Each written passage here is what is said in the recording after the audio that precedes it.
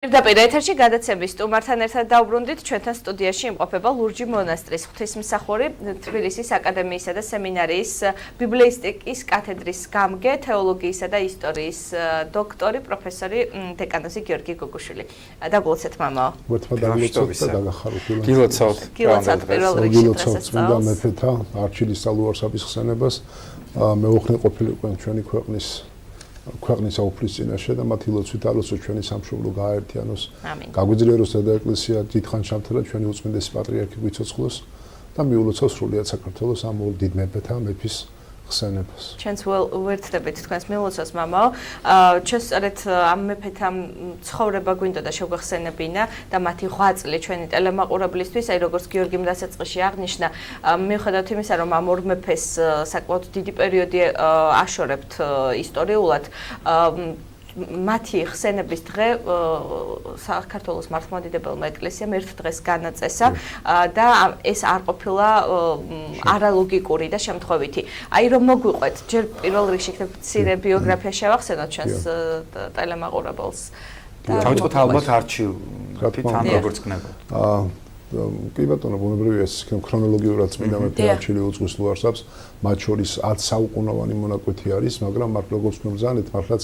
ერთხელ არის ხსენება ამ ორი დიდი მეფისა, მოწამეობრივად აღსრულებული საქართველოს გამორჩეული დიდი მნათობებისა. უნდა აღინიშნოს, რომ ორივე მეფეს თავისი მოსახსენებელი თავიანთი როცა აღესრულების დღეები იყო მოსახსენებელი, მაგრამ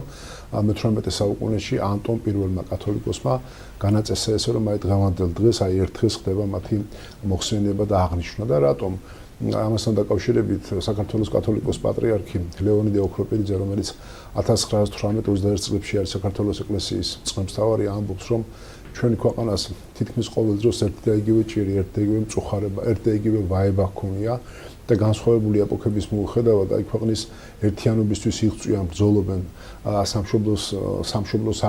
სარწმუნოების დასაცავად, წმინდა სარწმუნოების დასაცავად და მიუხედავად აი მათ შორის არსებული ამ დიდი სხვაობისა, ქრონოლოგიური სხვაობისა, ფაქტობრივად ესენი ერთსა და იგივე საქმეს ემსახურებოდნენ და მოგვიანებით მოგახსენებთ თუ რას ამბობს აი დაწვრილებით საქართველოს კათოლიკოს პატრიარქი ამ ორი მეფის თაობაზე. ეხლა კი და ეს ძალიან ნიშანდობლივი და საყოველთაოდაა მისი ამგვარი ვაება, რადგანაც დღეს ძალიან აქტუალური გახდა თემა საქართველოში მონარქიული მმართველობის აღდგენისა, რომელიც ძალიან მნიშვნელოვანი ფაქტი და ასპექტი და ნაბიჯი იქნება ჩვენ ქვეყანაში, თუმცა კი არის მრავალი ადამიანი, რომელიც კრიტიკულად, გაუაზრებელი კრიტიკით მიუდგამ საკითხს, ამაზე მოგვიანებით ვისაუბროთ. რაც შეეხება წმინდა მეფე არჩილს, როგორც საისტორიო ტრადიცია გვაუწყებს, იგი ვახტანგ გორგასლის შთამომავლის მეფის დაჩის, რომელიც დაჩი უჯარმელის სახელითაა ცნობილი, მისი შთამომავალი არის. იგი არის ცნობილი აი მცხეთის ამშენებლის ადარნასის ასევე შთამომავალი და უნდა აღინიშნოს, რომ საქართველოში მე-7 საუკუნეში შემოდის არაბთა პირველი გამოჩენა ხდება. არაბების თაობაზე ორიოდე სიტყვით შეიძლება ითქვას, რომ ეს ხალხი თავდაპირველად არის წარმართი ხალხი, რომელიც სხვადასხვა კერებს, შელებასულებსაც, ცისმნათობებსაც სცემენ თაყვანს. მათ თავიანთი არაბი სიტყვა თვითონ მოხეტიალეს ნიშნავს და მათ ჰქონდათ თავიანთი სალოცავი ქააბა, რომელიც სადაც მათი გვარების უმთავრესი კერპები და უმთავრესი უპირველესი სალოცავი რაც იყო აქ ლოცულობდნენ და მოკლედ ცნობილი ფაქტია, რომ მუჰამედმა თავისი გვარის კერპი ალახათის სახელდებული არის, 300-მდე კერპი იყო, 300-მდე გვარი იყო, გააერთიანა მთელი ეს ქვეყანა და შემდეგ აი თავიანთი გვარის უპირატესი მოსახსენებელი და ღვთაება გახადა მთელი ამ არაბეთის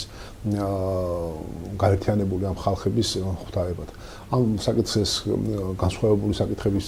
შემშლობა მოგვიწევს სხვადასხვა დროს ალბათ. ხო აი მოკლედ ისე მოხდა, რომ პირველი შემოსევა საქართველოში არაბებისა მე-7 საუკუნეში არის. იყო ესეთი პირველი, ვინც შემოესია ჰაბიბ იბნ მასლამა. ეს არის დაახლოებით 642-45 წლებს შორის. და აღსანიშნავია, რომ აი ეს მოდის უზღვავი ძალა, უზარმაზარი არმიით და ქართველებმა გონიერებით მიმართეს მათ გაუგზავნეს შუამავლები და დაზავდნენ. ზავის პირობები ძალიან მარტივი იყო თავდაპირველად ქართველებს უნდა ეხადათ ხარაჯა და აღსანიშნავია ერთი ფაქტიც, რომ აი მანამ არაბები შემოესწრებოდნენ საქართველოში წინ უძღვის აი მსოფლიო ამ დიდი გლობალური პროცესების ფონზე საქართველო იჭრიტება ორ დიდ სახელმწიფოს შორის, ასე რომ ვთქვათ, და ცნობილი ფაქტია, რომ ჰერაკლე კეისარი, რომელიც მიემგზავრება სპარსეთში, რათა სპარსეთმა გაიტაცა ხოსრომ სპარსთა მმართველმა გაიტაცა წმინდა მიწიდან ცხოველმყოფელი ჯვარი და სხვა უზარმაზარი სიწმინდეები, გზად გამოივლის გაივლის უფროსწორად ჰერაკლე კეისარი საქართველოში, რადგანაც ქართველებს თავიანთი სახელმწიფოებრივი ობის შენარჩუნებისთვის პოლიტიკური ორიენტაციის არჩევანი უხდებათ, რომელზეც დაადგეს და რადგანაც იმჟამებელი ქართველთა მმართველი გადახრილი იყო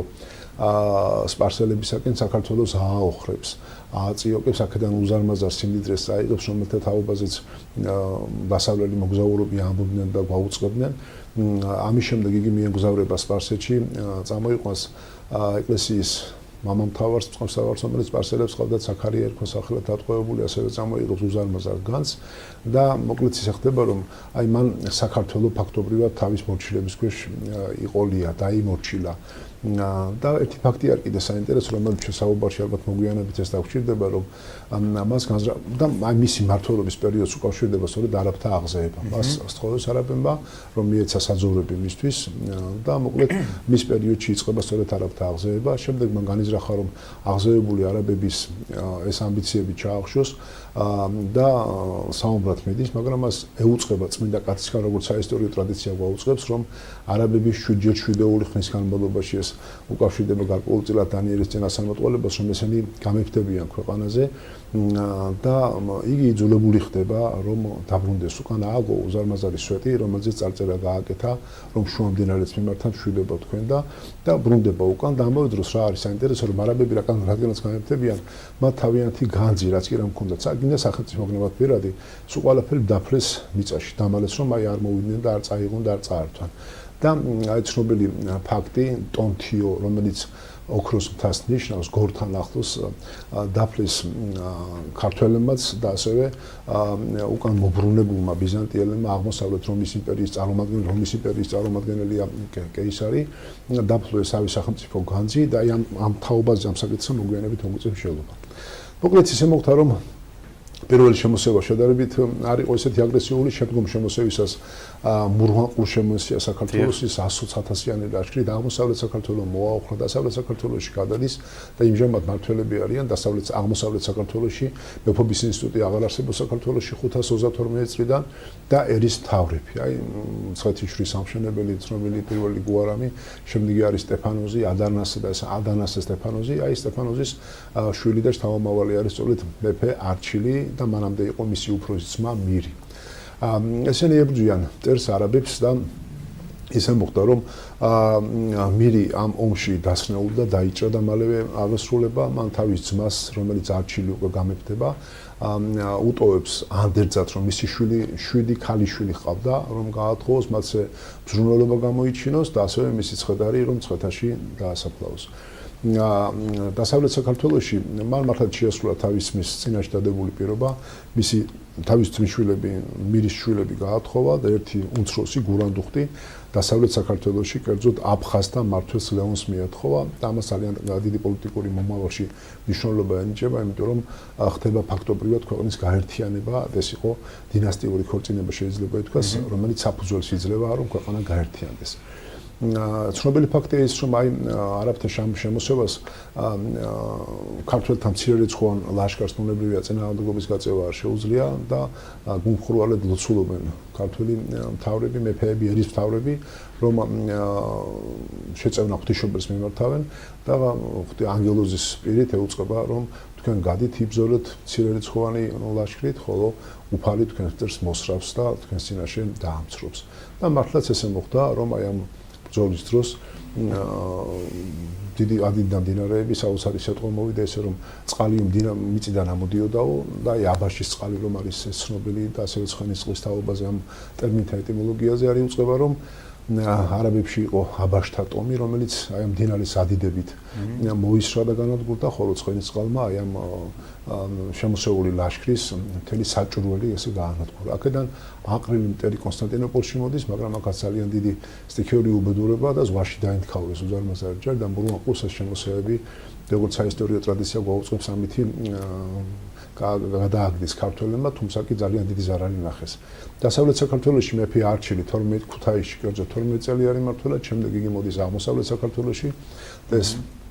წალკოტის დაარი ქვეყანა, რომელიც გაუხრებული იყო, მან დაიწყო ნელ-ნელა აღორძინება მისი თავისი ძმის, ასევე თავისი მამის ნეშტები მცხეთაში ზემო აზიაში დაფლაო, შესასვლელ კარშიო და დაიწყო ქვეყნის გაერთიანება. მის პერიოდში ესე იყო, რომ ფაქტობრივად მთელი საქართველო გააერთიანა, გარდა თბილისისა და მცხეთისა, სადაც არაბები იდგნენ, არაბთა გარნიზონი იყო, მაგრამ ფაქტობრივად გაერთიანებულია. შემდეგ ისე მოხდა, რომ უკვე მერვე საუკუნეში შემოესია საქართველოს საოცარი ადამიანი ასიმ ჭიჭნაუმად არის სახელდებული ქართულ საისტორიო წყაროებში და მეფე ფიქრობს არჩილი, რომ აი მე უკვე ასაკში არის შესული იგი, რა თქმა ჩემი მეფობა თუ მტერი ჩემი სიცოცხლე თუ მტერი იავარყოს გაანადგუროს ქვეყანას და მიდის მასთან და სთხოვს მშვიდობას და ზავს. მან იცის, რომ ამ მოლაპარაკებას მისთვის სასურველი შედეგი არ მოყვება იმ კუთხით, რომ იგი უნდა მოწამეობრივად აღესრულოს, მაგრამ ქვეყნისთვის აი წინასწარ განზრახულობით მიდის, რომ ეს ყოველივე იტვირთოს მან და მოეწონავა მისი აღნაგობაო, პირმშვენიერი, უკვე ასაკოვანი არჩილი შესანიშნავი გარეგნობისა ყოფილა, საოცარი სიმშვიდის და საოცარი ესეთი მწყაზარი გამომეტყველების ადამიანი და აღნაგობა ჰასაკი მისიო მოეწონა ჭიჭნაუმს და კეთილად ისტუმრა, თვითონ გამომასპინდა და ხოლო შემდგომ საუბარში ესე მოსთხოვა, რომ შული შეეცვალა და მოეწოს უზარმაზარ ამ ქვეყნას. რა თქმა უნდა, დროებითი მეფობა თუ მარადიულ მეუფესთან არ ვიქნები ახლოს და მოკლედ მან ფაქტობრივად გაიმზადა თავისი მოწამეობრივი აღსასრული. ამავე დროს აღსანიშნავია, რომ მან ჩასვაო ჩვენი მეფე არჩილი საპყრობილეში, მაგრამ ვერ გაიმეტა სასიკვდილოდ, იმიტომ რომ იმდენად აღნაგობით და შესახედებლად ძალიან გონიერი და ბრძენი ადამიანი იყო, მაგრამ საინტერესო ფაქტი ისაა, რომ მემატიანე და ამ ჩვენი ტრადიცია გვაუწყებს, რომ გარდაბნელი ჯურშეცვლილი სომეხი მიდის ჭიჭნაუმთან და ეუბნება, რომ ეს ის კაცია, რომელიც არის აი ადანასეშ თავმომავალი მეფის შვილი, რომელიც არის დაჩის, რომელიც არის ვახტანგორ, ასე მოყოლებით ეუბნება ყველაფერს და რომელმაც იცის თუ სად დაფლა განძი ჰერაკლე კეისარმა, რომელიც სპარსელთან იყო გამოტაცებული. და ასევე ქართველთა განძი არის და მან ყოველივე იცის. მოკლედ ჭიჭნაუმი ეკითხება მეფეს არჩილს, რომ სად არის ეს განძი, ქართველთა განძი თქვენთვის დაგვითმია, ოღონ სპარსელთან წამოღებული ბიზანტიელთა განძი, ბიზანტიელთა მე წამოღებული ეს განძი სადაა დაფლული, რომ გვაუწყო, რომ ეს მხოლოდ ამას ითხოვს და იგი პირდება ამავე დროს თუ ჯულს შეიცვლის, კვლავ ამას პირდება, რომ მას ამ ქვეყნიური არაფერი არ მოაკვდება. და იგი პასუხობს, რომ მე ვიყავი ასაკი ძალიან პატარა, მამაჩემმა და ჩემმა უფროსმა ძმამ მირმა, რომ ეს განძი მირი ერქვა მის ძმას, დაფლეს ეს განძი, ხოლო შემდგომ ისე მოხდა, რომ აი თქვენი შემოსევისას ეს განძი აიღეს და დღეს იმ ციხეშია დაფლული, სადაც ბიზანტიელები არიან გამაგრებული. და მან ფაქტობრივად არ უთხრა ის მისამართი, ის ადგილსამყოფელი, სად იყო ეს განძი დაფლული. შემდეგ ეს კითხა, რომ აი როგორ იყო ბრუანის შემოსევისას, რომ აი ჩვენი უზარმაზარი ლაშქარი განადგურდა და ამბობს, რომ ჩვენი მტერი, რომელიც მოვიდა და ჩვენ გაგვანადგურა, უფალმა ჩვენი მტერი მოსრა და გაანადგურა ჩვენს წინაშე და მათ ესე მედიდურად და დიდი სიხარულით აუწყებს თუ როგორ მოსრა მტერმა აი ქართველთა უფალმა ქართველთა მტერი. და განრისხებულმა ჭიჭნაუმმა იგი მოაკვდინა და ქართველმა შეძლეს, ქართველმა აზნაურებმა, რომ მეფე არჩილი იყო ეკლესიათა ამხშენებელი და მისი გვამი წამოიღეს და ნოტკოვნას თიანეთის რაიონში დაფლეს, სადაც არის მისი აშენებული ტაძარი და რა ვიცი თუ ვინმე იქ ნამყოფ თქვენ ალბათ ბევრი ქართველი იქაა ნამყოფი და ისეთი განცდა გეუფლება, რომ აი თითქოს ამ მიწაზე დაფლული ადამიანი, ჩვენი წმინდა მეფე, რომელიც ამ მიწის გამო ეწამა, თითქოს აი შენი მისი თანამედროვე ხდები. და ძალიან ესეთი სხვა განცდა გეუფლება, საოცარი სიყვარულისა, საოცარი აი ამ დიდი მადლი მოდის ამ ასე რო თქვა ამ საფლავით. და უნდა გითხრათ, რომ აი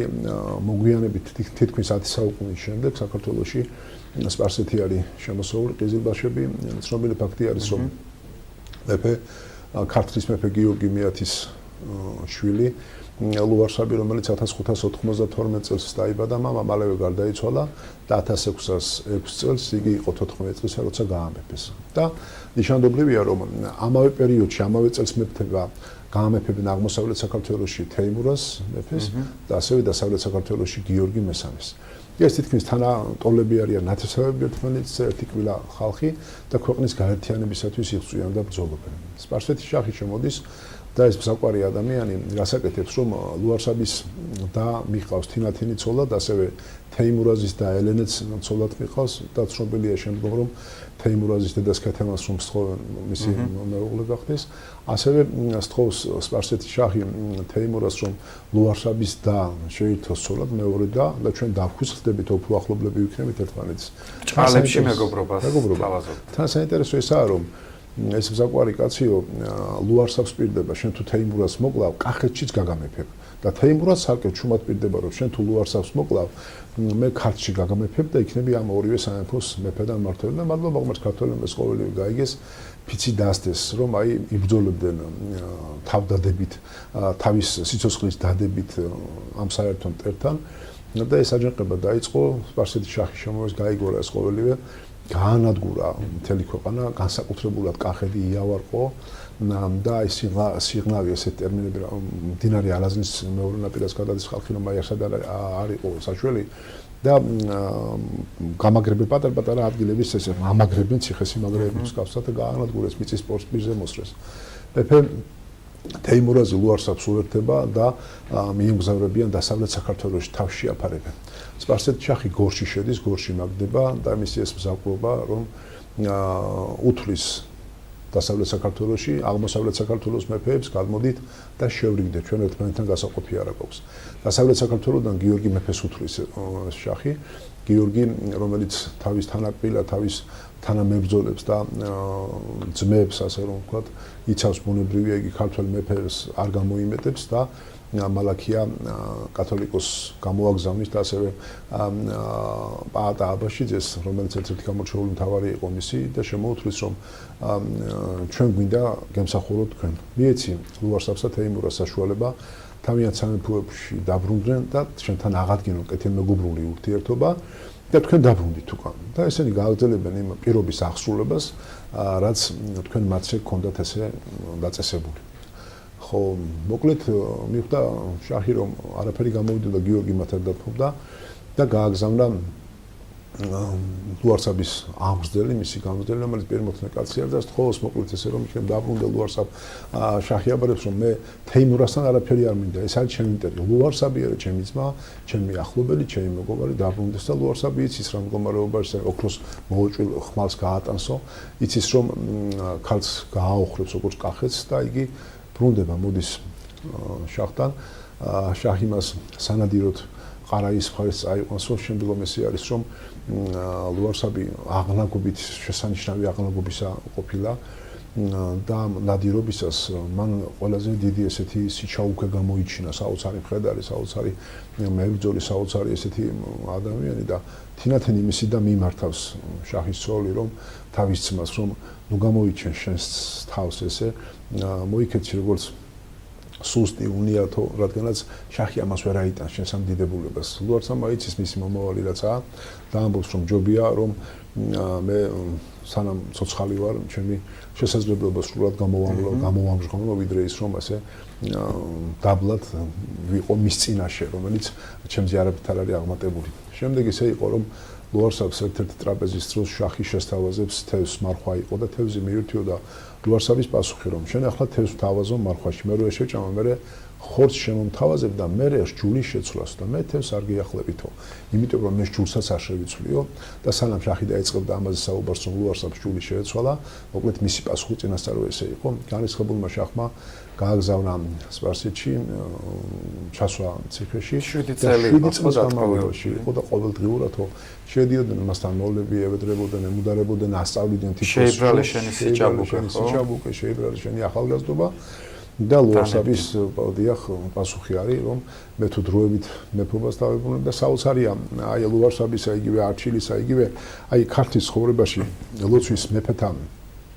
აი ცხოვრების ბოლო მომენტების ლოცვა მინდა გაგახსენოთ აი დავით უულოს რომელიც დინარეში ზღვაში არის შეშვებული უნდა დააღწონ ზღვაში გადააგდონ აი ყიასტინის სხვა ეპოქაა სრულიად მაგრამ ნახეთ როგორი გუმხურვალე ლოცვა რომ მისი ცრემლებიო მიწას სისხლის წვეთებად ებკურებოდა და ევედრება ღვთისმშობელს რომ შენ ახარ ჩემი უკანასკნელი ოხჭანი იმედი და ჩემი სიობლე შენ შემოგავეცრი ასევეა ლუარსაბის ლოცვა ღვთისმშობლის მიმართ ასევე არჩილის ლოცვა რომელიც აი სულ სხვა გამოსაკვლევი თემაა და უაღმატებულის დამოკიდებულება ქართველ მეფეთან მას ხო ჯალათებს რომ მაცადებს ლოცვა და შემდეგ აღასრულებს ხატის წინაშე ილოცვა ხელაფხობითო და ამას ვამბობ სწორედ აი ამ ლოცვის თაობაზე და საბლით შვილის საბლით აი თოკი ბაწვითაც ისვრიან შვილს ამით მოაშთეს ციხეში 1620 წელს და ციხის ეზოში დაფლეს და აი სწორედ ამას ამბობ და წანა თავიდანვე შესავალში ვთქვი რომ საქართველოს კათოლიკოს პატრიარქი ლეონიდე ოქროპირიძე რომ არჩილმა და არჩილის საფლავის ნახვა კი შეგვიძლია ეწოთიანეთელებს და ქართველებს რომელიც ჩავდივართ მაგრამ ლუარსაბის თავის მიწაზე დაფლას კი არ ეღირსაო თქვენი სამბართვით თუ შეიძლება ამოვიდნენ კი აუცილებლად დავასრულოთ და ამბობს ლეონიდე კათოლიკოს პატრიარქი რომ ივერიის ეკლესიის ბრწყინვალენო სვეტნო გვირგვინოსანო მოწამენო არჩილ და ლუარსაბ ხედავთ და გრძნობთ ჩვენს დანაშაულსა და პირშაობას თქვენს წინაშე გვესმის ჩვენი გარეწრობა თქვენი ხსოვნისადმი გარნანო მოიძულებს სრულიად თქვენს ესოდენ უძღებ უმადურ და უღირს სულიერ შვილებს შეგვავედრეთ მამობრივი გულწმოდგინები თქვენს სასოს ყოვლადწმინდა ღვთისმშობელს რომ გაგვიღრუოს გულში თქვენებნ ძლავრი ალი ქრისტეს სარწმუნოების სიყვარულისა და დასასრულ ტროპარი ამ დიდ მეფეთა რომ წმინდანო მოწამენო კეთილმსახურნო მეფენო არჩილ და ლუარსაბ ევედრეთ ქრისტეს აღმერთს არათა გვიხსნეს ჩვენ ყოველთა განსაცდელთაგან ჩვენი სამშობლო იხსნას განსაცდელისგან ჩვენი დედა ეკლესია გააძლიეროს კვლავ შევთხოვთ უფალს რომ ჩვენი უწმინდეს პატრიარქი ჯანმრთელად გმოყოფოს და გაგვიძლიეროს ჩვენი სამშობლო ძალიან დიდი მადლობა საინტერესო საუბრისთვის გილოცავთ კიდევ ერთხელ ულოცავთ ჩვენს ვიფას და ერთგულ ტელემაყურებელს ამ წმინდანების შემწეობასთან ფაროლობას უსურვებთ და შეგახსენებთ რომ სტუდიაში წმინდა მეფეების ცხოვრებისა და ღვაწლის შესახებ საუბრობდა დეკანოზი გიორგი გუგუშვილი რომელიც გახლავთ თბილისის სასულიერო აკადემიისა და სემინარიის ბიბლიისტიკის კათედრის გამგე ახლა კი დრო აღვავლინოთ შვიდგზის ლოცვა და ჩვენ დაგიბრუნდებით გადაცემის მომდევნო საინტერესო თემებით ასე რომ